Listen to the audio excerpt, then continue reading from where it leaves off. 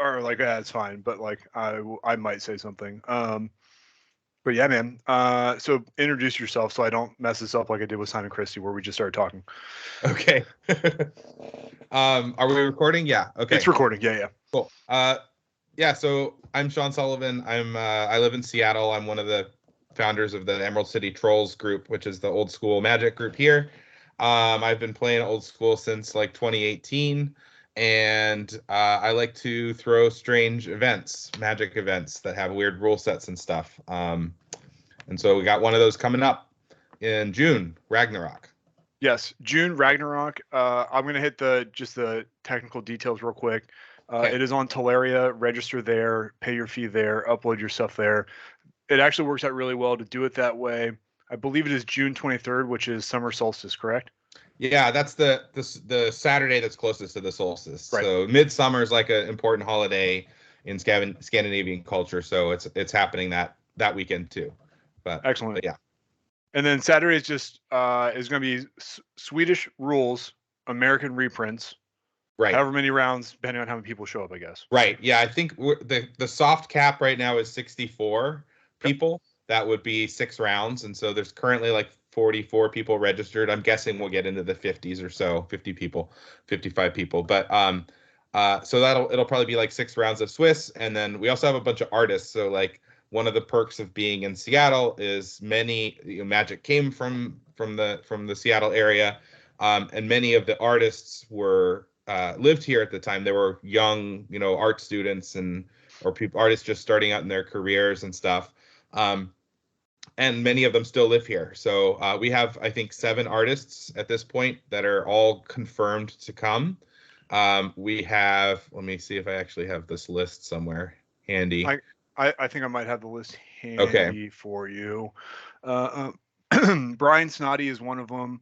Mm-hmm. Mark Tedden, Jesper and Spoops, Margaret Organ Keen. I'm going to mispronounce some names. Anthony mm-hmm. Waters, Nicole Beeson. Hold on. Mm-hmm. And, Julie Barrow and Brian Snoddy. Yep. Yep. Yeah. As I die. Yeah. That's Don't die before the end of the podcast. Just keep talking if I do. Okay. But yeah, so they're all coming, and that's going to be great. And we're also, Mark is doing a playmat for the event, so yes, there will be an event playmat. I don't know what it's going to be yet. He's working on it. It's going to be something Ragnarok related. So he was like, "What kinds of things?" And I was like, "Well, Ragnarok. The Twilight of the Gods. There's some epic battles happening all over the place. Like Thor is fighting Jormungandr, the world serpent. That's one thing. Like." They're all dying, anyway. So he's gonna come up with something cool. We'll auction the original off for charity at the event. Yes, as well. Is Claudia attending so that she can win Claudia fifth piece of artwork? Okay, all right. Yeah, Claudia's gonna be there. So she's definitely one of the contenders for who's gonna end up picking that thing up. But we'll see. But yeah, so that's Saturday. So it'll be it's at the Swedish club in Seattle. So it's this like Swedish heritage sort of social club place. It's really cool. It's on Lake Union in Seattle. Beautiful view. It'll be all the usual stuff. There's lunch that's included. We're gonna do wristbands for drinks. So there's for various reasons it's hard to do a cash bar with them and the type of entity they are, so we will instead do a bracelet, and you just get a bracelet and you get whatever drinks you want. And yeah, it should be a good day, some good hangs, and a Swedish rules American reprints tournament. Excellent. There's also prizes. There's a lot of prizes. There's going to be prizes for top 8, prizes for Spice top 8, and then also the best prizes will be for my 3 favorite decks. Those will be the criteria are that I like them the most, and that's probably a combination of things like the deck performed well, so like you weren't like an 06 deck, but you didn't necessarily have to be the winning deck. There's a spice level to it. You've brewed something, you've done something that's interesting, and then also visual appeal. So things like the cards, the altars, what choices you've made aesthetically for your deck, and then just how much I like the deck. So those prizes are going to be altered antiquity strip mines that have Norse artifacts like Mjolnir on them and stuff. So anyways, that's Saturday though. Yes. The Friday. Friday is yes. the cool stuff. Is the cool stuff. Yeah. So it's gonna be Norse themed. I guess my first question, I'm sure you've answered this in a group chat somewhere, but why choose Norse gods? Like last year we did, and by we I mean you, did Fire Walk with Me. That makes sense. We like live about 20 minutes from there. Uh-huh. Where did you get the idea for the Norse gods from? Sure. So the idea for Norse gods came from just listening. Like I was listening to music one day, and there is a song called "Twilight of the Thunder God" by Amon Amarth, which is a Viking metal band out of Sweden, and it's a cool song. Like it's telling the story of Thor at Ragnarok, where he dies, and I thought that would make a cool song for a trailer for an event. And so that was kind of the origin of like do Norse gods. A lot of things sort of lined up after that. So Seattle has a history of being a place where a lot of Scandinavian immigrants to the United States came. There's a lot of people of Swedish and Norwegian heritage in particular here, and there's various cultural events that happen here throughout the year. Like coming up is in May, is like the 17th of May is basically the 4th of July for Norwegians. There's a big parade for that. The largest Swedish cultural heritage museum in the United States is here in Seattle. There's the big Swedish club that I talked about. So there's a little bit of a connection here, I think, with sort of the Scandinavian heritage. And then there's also a Swedish magic format. So like I was like, well, that's kind of ties in. We don't play a lot of Swedish here in Seattle or really in the US, and so it's a little different to have a Swedish event. It's a cool rule set, a little different from everything else. And so and then it's just very flavorful. There's like one of the things I like with these events is to have some sort of like very flavorful body of like lore to connect them to. And so and that's very much the case for the Norse gods. I had also just finished reading Neil Gaiman's Norse mythology book to my kids. So like it was just one of those things where like all of these little things, the stars sort of aligned, and all of these little parts kind of made. I was just thinking about it a lot because we were reading books and stuff, and it seemed like a cool theme to run with. So yeah, that was the origin. I thought so. I just finished a Neil Gaiman book myself, and I was like, Mm-hmm. I wondered if you had read any of that stuff before Mm-hmm. coming up with this. So glad that's the case. For the other three people that read books on this podcast, pick up Neil Gaiman. You probably already have, and I'm just late to the party. You want to talk through like the general like structure / rules of the Sure. of it? Yeah. Because I think what people haven't, unless you're in our Discord, like what you haven't seen is like the what I'll call immense amount of thought and play testing from you and like a core group of other people with regards to the iterations on this event. And I think that is pretty impressive. And it also means like there's been like a lot of evolution of all this stuff. Mm-hmm. And you mentioned today that the final rule set will be May 1st. That'll Mm-hmm. be like that'll lock it in. We'll Okay, and lock it that's down like there for better for worse. 6 days from now. I Yeah. mean, yeah, you said that more playtesting for this than last year's event. I thought last year's event on Friday was excellent. So Yeah, I mean, I've historically this is like the sixth thing like this I've done, like strange rule set events.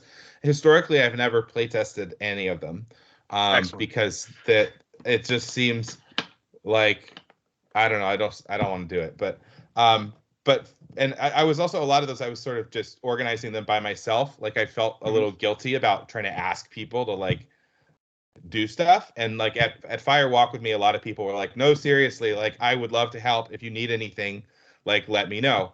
And so this time I think because this is probably the most ambitious rule set, like it's certainly more complicated than Fire Walk with Me, Yeah, the absolutely. Black Lodge special event.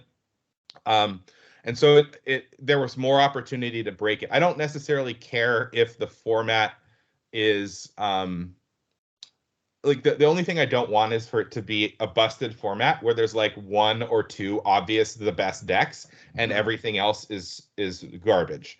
Like I don't necessarily care if it's super balanced as long as it's gonna attract people to a variety of strategies. I want to see all the gods getting played. I don't want it to be that it turns out that like Odin and Loki are the best two gods and there's no reason to do anything else. That would be like my worst nightmare. That's the worst nightmare. Okay.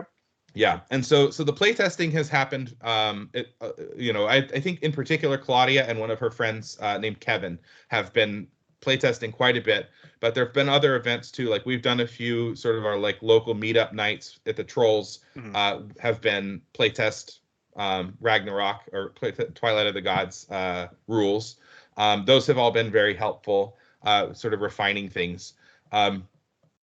So I guess though I should probably talk about the core mechanics, like what is this actual rule set about? Yeah. But so basically the idea here is that you are a wizard like usual, playing magic. You're going to cast spells and try to defeat your opponents.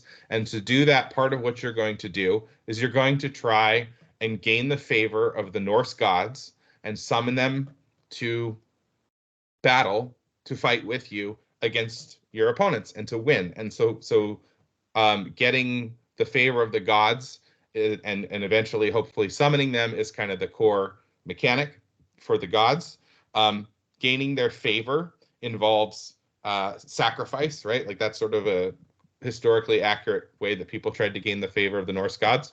And so you make increasingly significant sacrifices to the gods that you have chosen to sort of worship with your deck. The first sacrifice level is you pay a mana of a color of mana associated with that god. The second is you sacrifice a land that has a basic land type that's associated with that god. And then the third is you sacrifice a creature that's the color of it has to have a converted mana cost at least 4, so it's a big sacrifice, and it has to have the color associated with the god. So and if you do all of those things, then you get to summon the god. And the gods are basically just powerful creatures that have, they all have some sort of enters the battlefield effect that's powerful.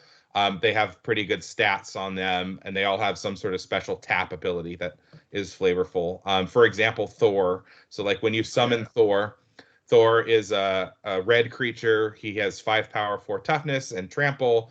When he enters the battlefield, he does 3 damage to any target, and you can also pay a red mana and tap him to do 3 damage to any target. I think any non-legendary target is the current wording for him. Non-legendary, yep. And so that will that's like all lightning bolts, right? Like he's the lightning bolt guy. So he's going to come in and just shoot lightning bolts everywhere. And they all have abilities like that. And then so that's what happens at the end of gaining their favor. But then along the way, as you're paying the first 2 levels of cost, you get a little taste of the power of that god. And so those are the favor cards. There's a actual card that represents the favor. And so it's kind of like a level up card if people are familiar with level up cards. But the level 1, you pay a mana of the color associated with the god. That lets you do a small ability, usually something that's worth, a mana or so worth of value. And so for Odin, for example, that is Scry 1. So you get to look at the top card of your library and decide if you want to put it on the bottom of the library or keep it on top. And it costs you a blue mana. The level 2 ability is you have to sacrifice a land that has a basic land type associated of the color of mana associated with your god. So Odin is blue. That means it's an island. So you sacrifice an island. It could be a dual land. That's fine. Then you get his level 2 ability, which is draw 2 cards, then discard a card. So that's now a little bit more powerful. You've started, Odin is starting to like notice you in the flavor. Like he's like, oh, this guy's pretty serious. He's sacrificing islands for me. And then the level 3 ability is you sacrifice the creature with a mana value at least 4 that is blue for Odin. It could be other colors too. It could be legendary, but has to be at least blue. And then Odin comes into play. So that's how the gods kind of work. And then they also come with a deck building restriction, where each god has basically a positive association with one color of mana, and a negative association with another color of mana. So Odin, for example, has a positive association with blue mana and a negative association with green mana. And what that means is to play Odin, you must include islands and you may not include forests. So there's 10 gods there's 10 combinations of those lands, where one you have to play, one you're not allowed to play, and it results in a bunch of different archetypes that are based on like what colors you're allowed to play and what gods you'll have access to playing those colors. And so there's a giant table on the rules website that spells everything out, but kind of works out all the combinations so people don't have to figure it out on their own. But that's the deck building restriction, and that was created. I don't like to, as in these events, I like to do something that affects your deck building. It doesn't just like, oh, you can have whatever gods you want. Here's the gods, like go to town. So it also has a deck building restriction. You can't, for example, Thor is positive associated with red and negative with blue. So if you're playing a Thor deck, you can't play Ancestral Recall, or at least you can't play Islands. You could try to play Ancestral Recall if you wanted to, by like using Teleria and Mox Sapphire as your blue sources. You're welcome to do that. Or Celestial Prism, maybe you're gonna do that, but you can't play Islands. So and City of Brass, banned. Blood Moon. There's a few banned cards. City of Brass. Tanos' Coffin. Right. And so City of Brass was banned to prevent good stuff decks. Like it would, if you could play for City of Brass in like a Thor deck, it would be easy. not, you could splash. hard to splash for Ancestral. Blood Moon was banned because it's a strong hoser for a lot of these. Like if your opponent's not playing red gods, you play Blood Moon and now they just don't get their gods. Like that's not fun. And then Tanos' Coffin was banned because I got too many people asking me how it interacted with the other part of the rules. The gods was part of it, but then the other part of the rules, besides the gods and all of that I was talking about, there's also Valhalla. So Valhalla is in the mythology, Norse mythology, is the place where the noble dead go. The valiant dead go when they die. So if you die in battle, that's considered a good death, and you can go to Valhalla to feast with Odin until Ragnarok, the end of times, when all of the gods will die, and then you will go fight in a glorious final battle alongside Odin and the other gods. And incidentally, in the mythology, Valhalla is not the only place you can go if you're valiant dead. Actually, Freya gets first pick. So when people die in battle, Freya gets first pick of who she wants to take and add to her cohort, and then everybody who's left goes to Odin. But anyways, we just have Valhalla. And so when a creature dies, basically as a result of your opponent's actions, so not your own, you didn't sacrifice the creature, you didn't bolt your own creature or something like that. If your opponent kills your creature, then it can go to Valhalla. And specifically, like there's like details in the rules that describe exactly the conditions and when things go to Valhalla, but it counts everything. So if your opponent uses a spell or an ability, or if they do damage to it, or if they reduce its toughness, any of that, as long as you didn't contribute to any of that, then it can go to Valhalla. And so when creatures are in Valhalla, the idea in the mythology is that they will eventually come back in this glorious final battle. And so the core concept for that was, okay, well, when creatures go to Valhalla, if there's a game 3 in the match, they all start on the battlefield. That's the glorious final battle. Here they go. And so that was the original inspiration for it. There's also a few times in the mythology where the specific valiant dead sort of people leave Valhalla and go back to Earth to complete something or to influence something, and so it's kind of like, you have unfinished business back in Midgard, the mortal realm, and you're going to go back there to do it. And so I added that in there too. So there's kind of two things that can happen once a creature has gone to Valhalla. Option 1 is you just leave the creature there and it just stays in Valhalla. And then you, at the end of the game 1 or game 2, you write down on a piece of paper what was there. I had Sarah Angel and, an Icatian Javelineers sitting in Valhalla. And then at the start of game 3, all of those creatures you've noted that ended a game in Valhalla, you put a token that's a copy of them into play. So you will start, in the example I just gave, game 3 with a Sarah Angel and an Icatian Javelineers on the battlefield. at turn 0. That means they're on their turn 0. They're going to begin your turn 1 in play on your side. So it's basically like they have haste. You can start attacking with them right away. That's very good. It encourages people to play creatures.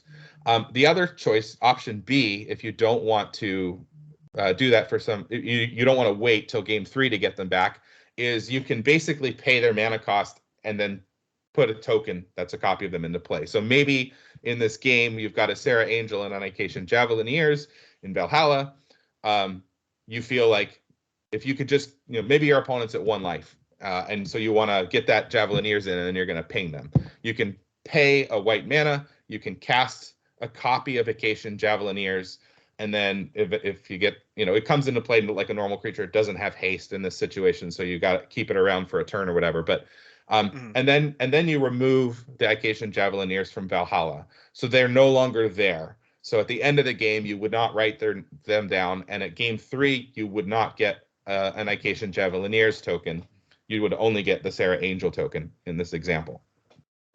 So that's Valhalla. That's kind of, that's how it works. There's a lot going on here. I've been talking for like 10 minutes about rules. And the rules page on the website, there's some girth to it, but it'll be linked. But I think it's a cool format. It's been tested a lot. It's not horribly broken, at least. There's not a clear single good idea. And I think people will have fun with it. And there'll be cool swag associated with it too. So like the cards, everybody's going to get a complete sort of printed set of the God and favor cards. Those will be like double-sided cards. So the favor on one side, and then you summon the God, you get to flip it over and put it into play on the other side. There will be a card representing Valhalla that you can just use as like put the creatures that are in Valhalla on this card. It'll be like a big plane chase. Plane chase, size. Yeah. And then there's also a special land called Asgard, Home of the Gods, which I didn't talk about, but it interacts with the gods. It does cool things with the gods.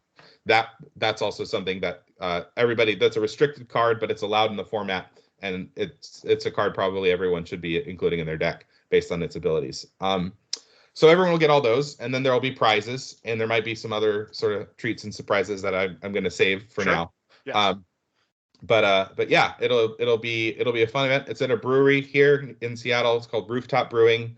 It's a really great place. The first hour of drinks is on the house. Hopefully that gets the party going, and then we'll see. This one is a Friday evening event, so I am hopeful we'll be able to do like a full Swiss, but we might also have to do some sort of round robin or something else. We'll see what it's mostly for fun anyways. But yeah, the round robin stuff it works. I've found that people will just figure it out basically. Yeah. The also it should be we should mention this to people, but like Seattle in June is like the best fucking time of year to be in this part of the country.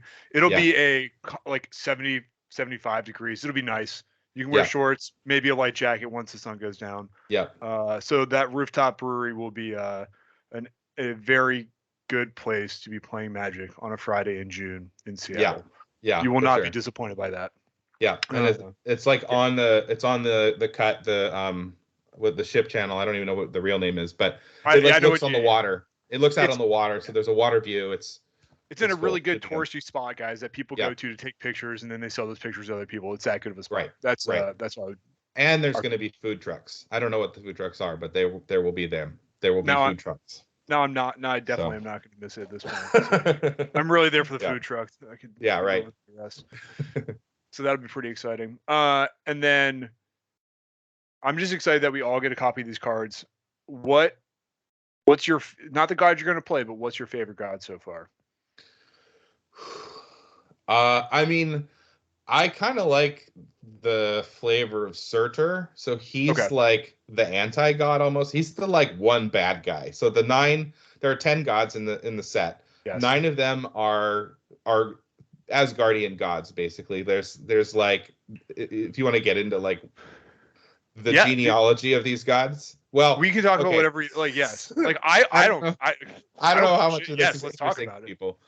So there's the gods. Most of the Norse gods that you sort of think about, like Odin and Thor, they are Aesir, which is the type. Okay. It's like a race of gods, And there is another race of gods called the Vanir.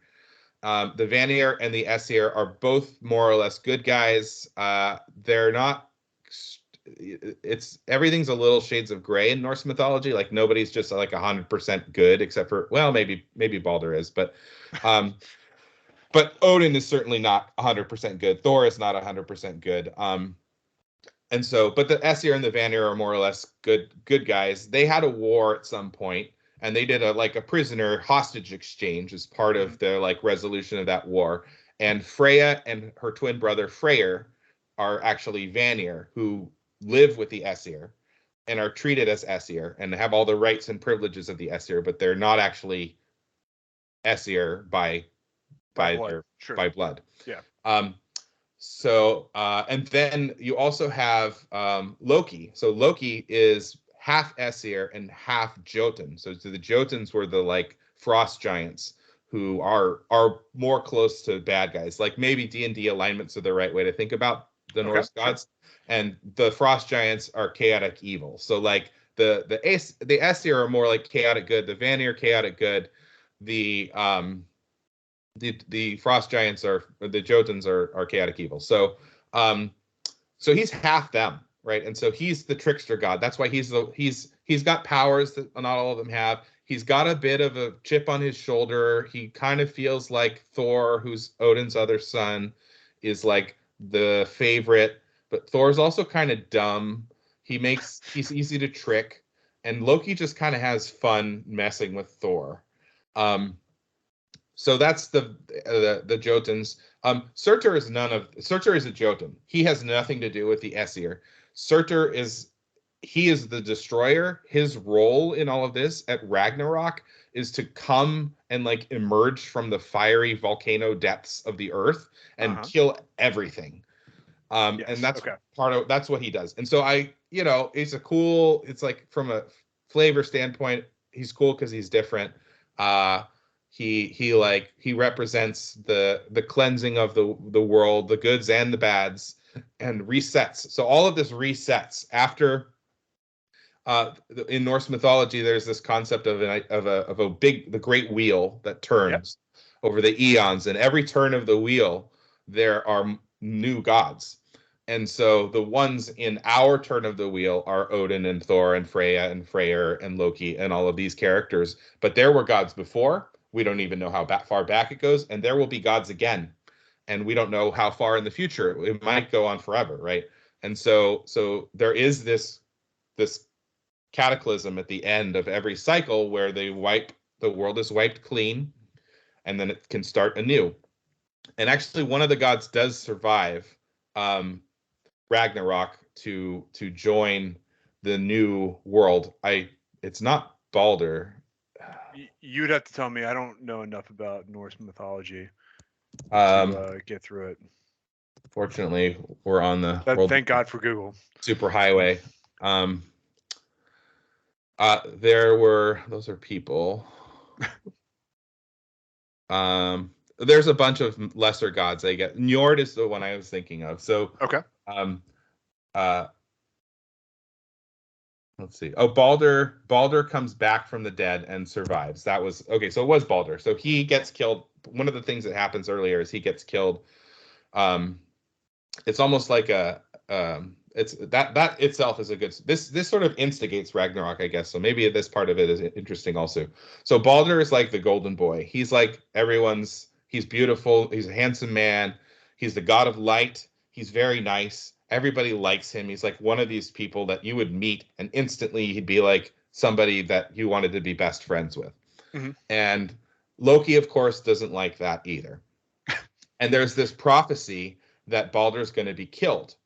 And his mom, who is his mom? His mom is another one of the major gods. Frigg. So Frigg, who's not one of our characters here, gets worried that he's going to die because there's this prophecy, and so she goes around to all of the. First, what happens is. No, this what happens first. She goes around to everything in the world and makes it promise not to kill Balder. So she goes to all the people.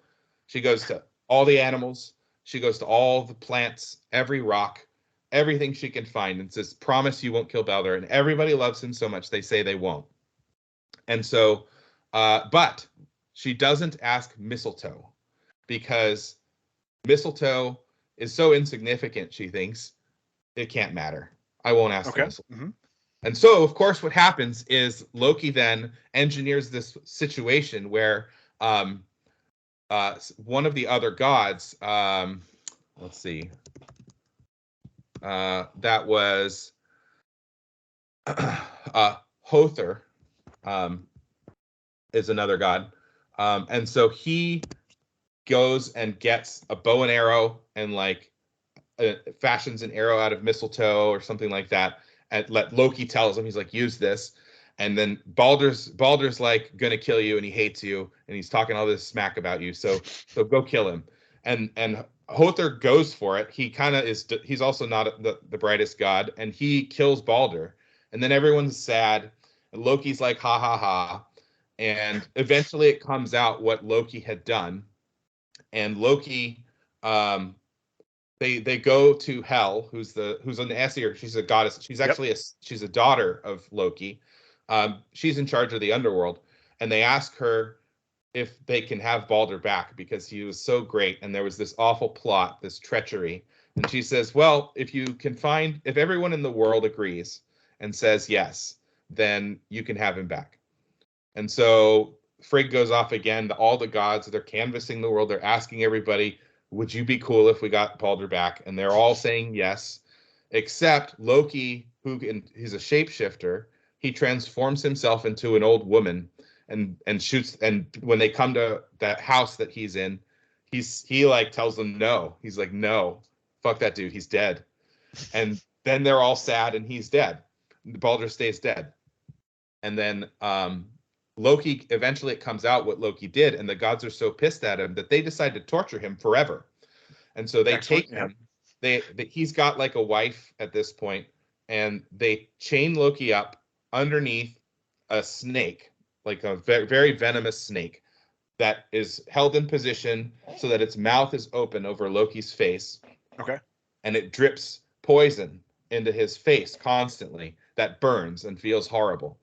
And then that his like lover is sentenced to go there with a small bowl that she holds underneath the snake's mouth to catch the poison to relieve his pain. But when the bowl fills up, she has to take it and dump it to the side. And then while she's doing that, the poison can finally get back to Loki's face and burn him. And then he cries out in pain, and then she feels really sad. And it's this like this eternal torture. It's old school waterboarding, yeah. Pretty much. It's like a rich OG waterboarding, yeah. Right. Yeah, it's like level 2 waterboarding. And so that's like the end of Loki's story until Ragnarok happens. And at Ragnarok, I guess so after all the gods are dead, Balder comes back and he becomes the like first god in the new world. But nobody knows what will happen there. The wheel has turned. We can't see into that future. We just know that that's where Balder's going to go at the end of our time. And then the next cycle will begin. Dude. So that's why I like. Yeah. So that my choice. Let me counterbalance you just a little bit. My choice is Hel, Goddess of Death, because I like the artwork you chose for those cards. I don't know anything more about her more than what you just told me, but I'm pretty pumped to play that. It's. I mean, I think that I've heard from a lot of people they're excited about different parts too. Like Cam Wall is obviously all about Thor. Oh Jesus! He's like so ready for this. I feel like he's showing up like 60 or 75 cards, full altars, like it's a Thor themed deck. It's already happened. So if somebody else is thinking about doing that, it's fucking done. Yeah. So pick a different one. So and then else. Odin is cool. Like some people are excited about Odin. Loki is fun because everyone, the trickster god stuff. So yeah, it'll be cool. I think I'll be interested to see what people do. There's a lot of things in the rules that like change there's some strategy in there. Yeah. That like isn't. I don't want to give away the secrets because I've scrolled through the group that one chat. But for everybody who's not part of that, there's like there are some corner cases, there are some bookends in there where you can do some pretty insane stuff that if you sit down and think about it or play test a game, you can figure out. So there's a little something to go after between now and June. Yeah. Yeah, definitely some broke shit. Yeah, and I think like a lot of the kind of the evolution that you mentioned over time of the format, the current rules are fairly different from where they started. Yes. And that the playtesting that happened because playtesting was hammering out some of those broken things. And then there were other times where stuff was broken because it seemed right, it seemed but fine. it fits the theme. It fits It the theme fits of the brokenness. theme, Yeah. right? And it doesn't warp the format so far that it becomes if you see it, it's the only good thing to do, and if you don't see it, you'll have a miserable time because everyone else is going to be doing this combo that you missed or whatever. That hopefully that doesn't happen, but yeah, it's definitely changed over time to become something that does have a lot of wrinkles to it, and you do have to think about the gods you want to combine, and then the spells that gives you access to. If you you can't play Thor and play lightning bolts. You can't play Surtur and play swords. Like you have to kind of make some decisions about what the kind of deck you want to play. And then Valhalla also changes the calculus a little bit. You have to decide about keeping creatures in there versus taking them out. You also probably want to be playing a deck that has a reasonable number of creatures and not just the deck with 2 Sarah Angels in it. That's probably not very good in the format. CMC4 creatures are also important. So like some of the good creatures are like Rock of Care Ridges, Phantom Monster, Urnimjin has been good, but is good, still good. So like all of these 4-drops are extra valuable because you can sacrifice them and turn them into gods. So, and for the listeners, one of the earliest things that changed was we realized that Rook Egg was far and away the best card to sacrifice to gods. Oh yeah. And we changed the rules have been changed so that when you're sacrificing, you're exiling, so you will not get your Rook token and your god at the same time, because that was too good. But anyways, the all of those factors mean that you can't really take a stock deck list and just like tweak a couple things. You'll be able to play a deck like that, but it won't be the like. You won't be able to lean into it. You won't be able. Right. Yeah. If you're playing like 12 bolt with like lions and dibs, like you'll win matches without summoning gods, but that deck would actually never summon a god because it doesn't have any 4-drops, and you're gonna the gods are powerful. Like if you're playing 12 bolt and someone resolves a god against you, like you're in some trouble. You're in a lot of trouble. None of the gods are boltable, so and they're tokens, so you can't orb yourself out of it either. Like right. Yeah, that's important, I guess, to mention. But yeah, they also, I didn't mention all of their abilities. They have hexproof from mana value right? 4 or less, which means you can't swords the god, you can't unsummon the god, you can't, there's a lot of once they stick, they're hard to get rid of. Fissure, incidentally. Yeah, break out your fissures if you don't have a playset. I got one. Yeah, get the fissures out. So yeah, it should be fun. It should be different. I hope people have a good time. It was certainly a lot of fun to come up with, and the playtesting has been fun. So, hopefully all goes well. All right, excellent. Small questions. Actually, not about Friday. Are you going to play on Saturday, or are you just going to run on Saturday?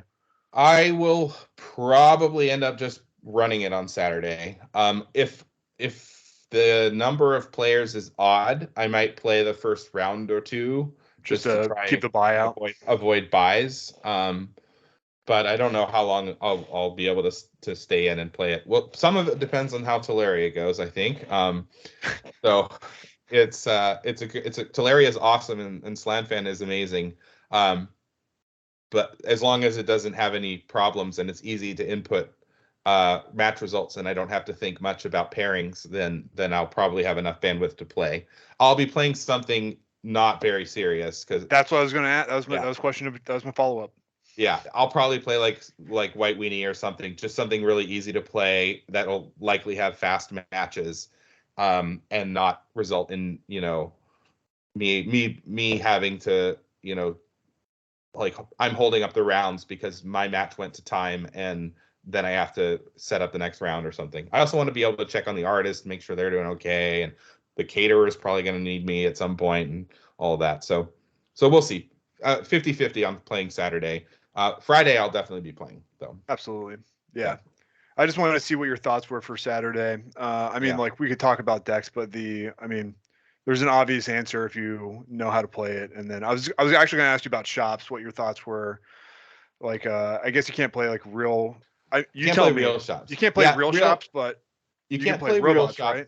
You can play robots, and it's a decent deck. I mean, robots with like Mana Vaults and Sage of Latnams, and Suchi's amazing in Swedish because there's no mana burn. Yeah. So and Trike is an all-star all the time. Copy Artifact is busted. So it's still a strong deck. The deck is the best deck in Swedish. Yeah. And I'm guessing like there's probably, if you wanted to take bets, probably the odds-on favorite for the tournament is going to be Quinn playing the deck to win. Ooh, yeah, okay. But we'll see. Blue-red counterburn is better in Swedish. There's like a version of Dave Firth Bard's deck that works pretty well in Swedish. You can play just like 12 bolt, Swedish 12 bolt. That's a strong deck. ATOGs are better in Swedish. ATOGs are they've fallen off a little bit. They're not as popular as they were 2 or 3 years ago, but it's certainly a deck you can play, and you can definitely blow people up with ATOGs in Swedish. So yeah. We can talk odds. I'm looking through who's currently signed up in Teleria for this. Okay. All right, Quinn. There's odds on Quinn. Danny Friedman will be there. I'm gonna put him on the list. Let me pick a third one out here. What does Park Cofield play? He brews a lot. Okay. So it's hard. It's hard to know. That's a tough one. I'll put Urbano on there, number 3. Oh, Urbano. So he won't be able to play shops, which is a go-to. Right. That's so exactly. What'll he play? Nick Aiello is also really good. Also, I didn't see Nick's name on there, but yeah, okay. He's commonly a shops player. He's really good. We'll see. There's also some people here who I don't know very well, and so we'll see. They might turn up and do something cool. Jeff Willard's a good player. I don't know. Just because I'm not saying you doesn't mean I don't think you're a good player. It just means I'm. Yeah, that's Shawn. If I didn't say your name, I definitely don't think you're a good player. But yeah, I'm not registered. I didn't want to take a spot on the list.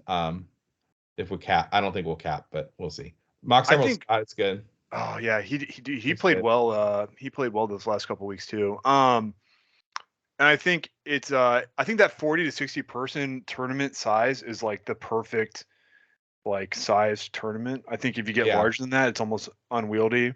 Yeah. But yeah, I think it's like, and it's a perfect number of rounds. If like something happens and you have to go a little bit later, it's not a big deal. Like you can just do it. Are you planning on doing top 8 or just 6+1? Just 6+1. So they'll be an undefeated player at the end of the thing, and then everyone else will be ranked by their points. And that'll be how we do it. So I like it. Yeah, I agree though about the tournament size. Like it's fun. It's fun to go to the massive like I'm gonna go to LobsterCon and that's. I'm jealous. I want to go. There's gonna be 200 people there or something, which is cool. But I would never want to run that tournament. Like Dave is a saint, and all the other guys helping him out. And it's also like most of those people I'm not gonna talk to. Just because there's too many. I'll talk to the people I know, and I'll talk to opponents and other people I sort of meet, but I don't expect to talk to 200 people in 2 days. And so the smaller tournaments, I think you just get to know, you get to hang out more, everyone, or at least you get to talk to everyone, meet them if you don't know them already. And it keeps the tournament from being unwieldy. You're not going to be playing Magic until 2 a.m. or whatever. Like this thing's going to start at like 10 a.m. and it's going to be done by 5, and that's going to be perfect. And it'll be light out for that entirety of that, guys. It's if you've never been to the Pacific Northwest, it'll in June it'll be light out until like 9:30, 10 o'clock. I think. Yeah. June, July, somewhere in there. Yeah, it'll be light. It'll be light. I mean, that's right around the solstice, so it's going to be like daylight for 16 hours. The day of the tournament, which is cool. Like that's fun. Like people hopefully after the tournament. will Go be able do to something. go out, Yeah. go do something, go out to eat, go to the Space Needle, whatever. Like you'll have 4 or 5 hours of daylight left after the tournament's over. So Yeah. And I think most of the guys who came out last year were doing like touristy stuff the day after, day before, and it's definitely worth it. And that'll all be fun. So all right. Did I miss anything? Is there anything else you would like to talk about that we didn't talk about before I hit record? I guess one final thing was just, again, this is for charity, right? And so we are raising money for Mary's Place this time around. Mary's Place is a local charity here in the Pacific Northwest. Their mission is that the mission statement is no child should have to sleep outside. And they do that through a variety of programs that they help in particular children and also families, mothers, victims of abuse, people coming out of bad situations, that sort of thing. So they're awesome. They do great work. Hopefully we can help them out a bunch. In support of that, we're going to do like a charity auction and raffle type of thing, like normal. Yes. Anybody wants to donate anything for that, please let me know. ST Sully on Discord. And yeah, that should be. And then I guess go get tickets. The more people buy their tickets earlier, the better I know about budget and can plan things like fun surprises without having to dip too far into the charity pot to cover that. So, yeah. Yeah, and it's not even. I'll just mention on that. It's not even a ridiculous ticket price either. I think it's like $70 or $80, which it's the cost of fucking half of a dual land at this point, I guess. It's $80. It gets you 2 events. It gets you the Friday night event, all of the cards from that. You get that first hour of drinks is free there. On Saturday, it gets you that event. It gets you there's going to be prize cards. So everyone's going to get stuff on Saturday too. There's lunches included, Swedish meatballs, and other dishes, related dishes. And then the drinks in the afternoon with the wristband that you have to pay extra for, I guess. That'll be a $30 wristband, I think, but that gets you as many drinks as you want. So just within reason. Well, I'll asterisk that within reason. Well, I don't know. I'll fix it in post. Yeah, and like you're also getting access to 7 different artists. Like, and what's important to say about that is that because it is a smaller event, you can like actually have those conversations. And so I'll mention last year, like me and Drew Tucker just like had a 20-minute conversation about life. Like, and it was excellent. They're all cool people. It's really great to see them. Some of them don't come out a bunch. Like Julie Barrow doesn't come out very, very often. She'll be there. Mark is really hard to get a hold of. Like he'll be there doing altars. We are going to institute in change from Fire Walk With Me limits on what you can get per time through the line. So at Fire Walk With Me, we did have a couple of people who were getting a lot of altars from Mark all at one shot, and it kind of prevented other people from having an opportunity to even say hello to him. So we're going to figure out working with the artist what limit is appropriate, but it'll be something like every trip through the line gets you like 5 or 10 minutes of them doodling on cards for you. But if there's 50, 60 people at the event, there's 7 artists. That means at any given time, there's going to be no more than 7 or 8 people on average in line for the artist. So it's not going to be one of these things where you have a hard time both playing Magic and talking to the artist. You'll be able to do both. A downside of playing the deck is that you probably will not have a ton of time between rounds to say hello to the artists. Maybe that goes into the calculus of who's playing what decks. But yeah. All right, I think we can probably just safely end it there. I do have a question for you after I hit stop, but sure. All right, guys, that's it. Done. Cool. Done. Thank you. On. All right. Yep. All right, now I'm gonna figure out how to hit stop. There it is.